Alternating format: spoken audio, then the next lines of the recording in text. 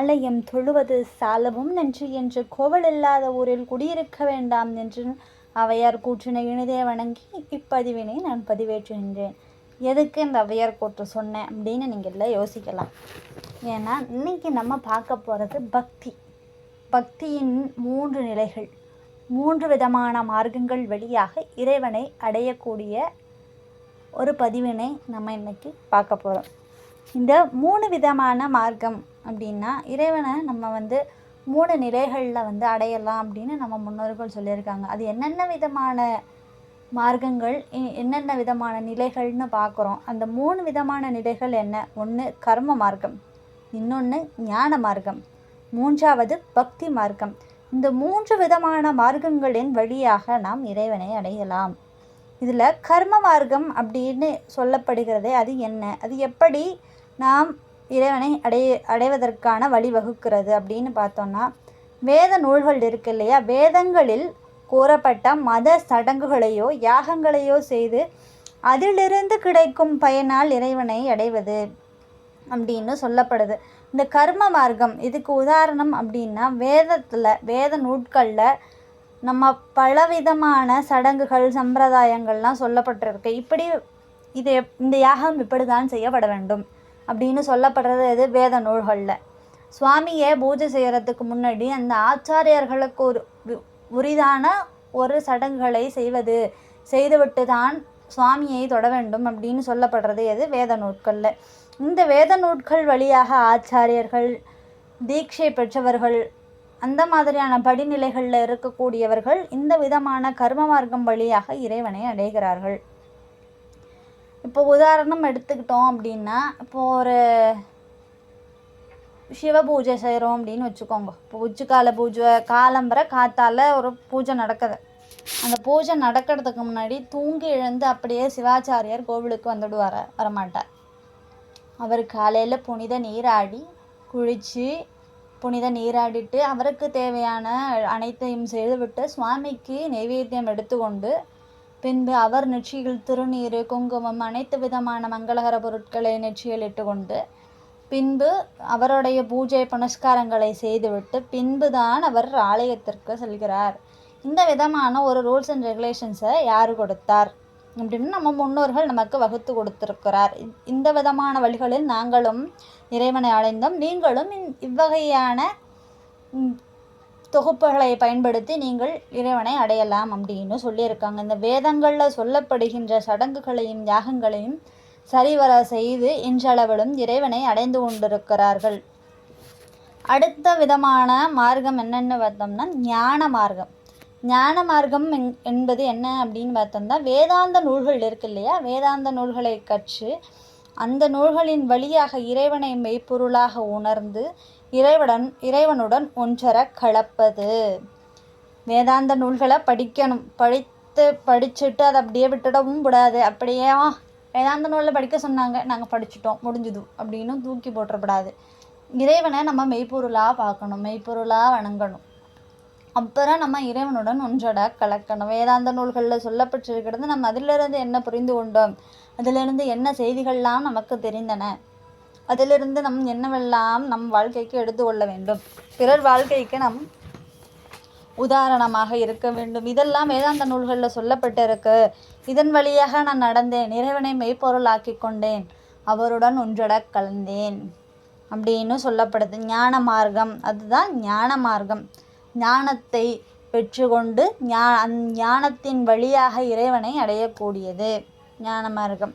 பக்தி மார்க்கம்னு சொல்கிறது, பக்தி மார்க்கமில் என்னென்ன சொல்லலாம்? இறைவன் இடத்துல ஆழ்ந்த அன்பு செலுத்துதல், இறைவனை ரொம்ப அன்பாக பழகிறது, அது பக்தி மார்க்கம். கடவுளை உணர்ந்து அதுலேருந்து ஆற்றல் பெறுவது அப்படின்னு சொல்லலாம் பக்தி மார்க்கம். இந்த பக்தி மார்க்கத்தில் நவவித பக்தி அப்படின்னு சொல்லப்படுறதும் உண்டு. நவவிதம்னா 9 வகையான பக்தி முறைகளை நம்ம நம் முன்னோர்கள் வரையறுத்து வச்சுருக்காங்க. அதாவது என்னென்ன அப்படின்னு பார்த்துட்டோம் அப்படின்னா, இறைவனுடைய திருநாமத்தையும் புகழையும் காதால் கேட்டல் ஒன்று, இறைவனுடைய புகழை இசையுடன் பாடுதல், இறைவனை தியானித்தல், இறைவன் திருவடிக்கு தொண்டு புரிதல், இறைவனுக்கு அர்ச்சனை செய்தல், இறைவனை வணங்குதல், வந்தனம் செய்தல், இறைவனுக்கு தன்னையே கொடுத்து ஆளாகுதல், இறைவனோடு மனம் ஒன்றுபடுதல், நமது ஆத்மாவை சமர்ப்பணம் செய்தல். இந்த 9 வகையான நிலைகளில் நாம் பக்தியை செலுத்தினால் அதுதான் பக்தி மார்க்கம் அப்படின்னும் நம் முன்னோர்கள் நமக்கு சொல்லிட்டு போயிருக்காங்க. இவற்றில் இசையால் இறைவனை வழிபாடு செய்வதே மிகவும் போற்ற தகுந்ததாகும். நம்ம இப்போ என்ன சொல்லலாம், பக்தி மார்க்கத்தில் வந்து ஃபஸ்ட்டு என்ன அப்படி இருக்குது அப்படின்னா, நம்ம இறைவனோட திருநாமத்தையே புகழையும் காதால் கேட்கணும், சிரவணம் பண்ணணும். சிரவணம் பண்ண முடியுமா நம்மளால்? இப்போது காலகட்டத்தில் ஓகே இயர்ஃபோன்ஸ் போட்டுட்டு கேட்டுகிட்டே போவாங்க. ஆனால் பாட்டு ஓடின்னு இருக்கும், அவரோட திருநாமம் ஓடின்னு இருக்கும். ஆனால் மனசு வேற எங்கேயோ ஒன்றுபட்டு பேசி கொண்டு இருக்கும். அது பக்தி அல்ல.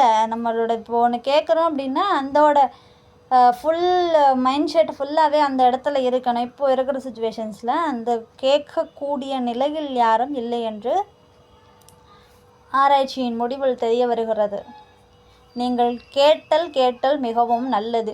இறைவனுடைய புகழை இசையுடன் பாடுதல், அதாவது கீர்த்தனம் பாடுறவா, சிவபுராணம், திருப்புகழ், இந்த 4000 திவ்ய பிரபந்தம், உங்களுக்கு என்ன சுவாமியோட புகழாரம் பாடணும்னு தோடுதோ பாடுங்க. அது ஒரு விதமான பக்தி. இறைவனை அடையக்கூடிய மிகப்பெரிய சூத்திரமே கீர்த்தனம் பாடுதல். பாடலை பாடி இறைவனை கிக்கென பிடித்திடலாம், சிக்கென பிடித்திடலாம், சிக்கனை போய் அவரோட ஒட்டின்ட்டுடலாம்.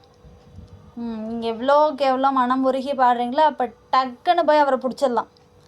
எவ்வளோ அவரை வந்து 100க்கு மேலே போயிட்டுருக்கிட்டா வண்டியில் போட்டிருக்காருன்னு வச்சுக்கோங்க. நீங்கள் இப்போ 30ல் வந்துட்டுருக்காருன்னா ஒரு கீர்த்தனை எடுத்து விட்டாலும் வச்சுக்கலாம், சக்குன்னு போய் பெருமானை பிடிச்சிடலாம். அதுதான் வந்து கீர்த்தனம் பாடுதல். தியானம் பண்ணணும். கோவிலில் போய் உட்காந்து ஒரு 1/2 மணி நேரம் daily 1/2 hour morning to evening ஏதோ ஒரு டைமில் இறைவனை நினைத்து தியானத்தில் இருக்கிறது ஒரு விதமான பக்தி. பாட வேண்டாம், கேட்க வேண்டாம், எதுவும் பண்ண வேண்டாம், அமைதியாக அவரை நினச்சிட்டு உட்காந்துருந்தோன்னா அவரை ஈஸியாக அடையக்கூடிய ஒரு விதமானது தியானம் பண்ணுறது. இதெல்லாம் என்னால் பண்ண முடியாது, வீக் ஆஃப் இருக்குது. டெய்லி எனக்கு வந்து வாரத்தில் ஒரு நாள் அப்போது இறைவனுக்கு ஒரு தொண்டு செய்யலாம், போய் அவரோட கோவில் ஆலயங்களில் இருக்கிற ஏதாவது ஒரு பணி செய்யலாம். அப்படி இல்லையா நிறைய பேருக்கு அமுது கொடுக்கலாம், ஏதாவது ஒரு பணியில் ஈடுபடலாம். திருப்பணியிலேயே தொண்டு செய்கிறதுலேயே ஏதோ ஒரு இதில் நம்மளோட கவனத்தை கொண்டு போகலாம். அப்புறம் அர்ச்சனை செய்தல். சுவாமிக்கு பூவால் அர்ச்சனை செய்யலாம். இங்கே என்னால் இது எதுவுமே முடியாது. பூவால் அர்ச்சனை செய்து நம்மளோட பக்தி மார்க்கத்தை தெரியப்படுத்தலாம். அப்புறம் டெய்லி நமஸ்காரம் பண்ணலாம். அவருக்கு காலம்பரை தொழுகிறது, ஈவினிங் வணங்குது, அப்படி எல்லா விதமான வந்தனமும் அவருக்கு நம்ம செய்யலாம். அப்படி இல்லையா தன்னையே கொடுத்துடலாம் சுவாமிக்கு. சுவாமி உடம்பு, கண், காது, மூக்கு எல்லாமே உனக்கு தான், நீ எடுத்துக்கோ அப்படின்னும் சொல்லலாம். அப்புறம் சக்கியம் பண்ணலாம் இறைவனோட. இப்போது நமக்கு ஃப்ரெண்ட்ஸ் இல்லை, ஃபேமிலிஸ் இல்லை, எதுவுமே இல்லை அப்படிங்கிற ஒரு தனிமை, லோன்லி ஃபீல் வர்றது அப்படின்னா இறைவனுக்கு முன்னாடி நீ தான் எனக்கு எல்லாமே அப்படின்னு நினச்சி அவரோட ஒன்றுட கலந்துடணும். அது பேர் தான் சக்கியம், அவரோட ஒன்றுட கலத்தல். அப்புறம் கடைசியாக என் ஜீவனை உனக்காகத்தான், வேறு யாருக்கும் என் ஜீவன் கிடையாது அப்படின்னு ஒரு விதமான பக்திகள். இந்த 9 வகையான பக்திகளை நாம் ஏதாவது ஒரு பக்தி மார்க்கத்தை கடைபிடித்து இறைவனை அடையக்கூடிய வழிகளை நாம் பார்க்கலாம். இந்த 3 விதமான படிநிலைகளில் நாம் இறைவனை அடைவதற்கான ஒரு வழியை நமது முன்னோர்கள் கொடுத்திருக்கிறார்கள். இந்த 3 வகையான மார்க்கத்தில் நீங்கள் எவ்வித மார்க்கத்தை கடைபிடிக்கப் போகிறீர்கள் அப்படின்னு உங்கள் வாழ்க்கையில் நீங்கள் டிசைட் பண்ணிக்கோங்க. இந்த பதிவு உங்களுக்கு மிகவும் நன்மை தரும் அப்படின்னு நான் நினைக்கிறேன். இந்த பதிவு உங்களுக்கு பிடித்திருந்தால் இல்லை மோர் வீடியோஸ் உங்களுக்கு வேணும் அப்படின்னா கமெண்ட் பாக்ஸில் கமெண்ட் பண்ணுங்கள். அப்புறம் லைக்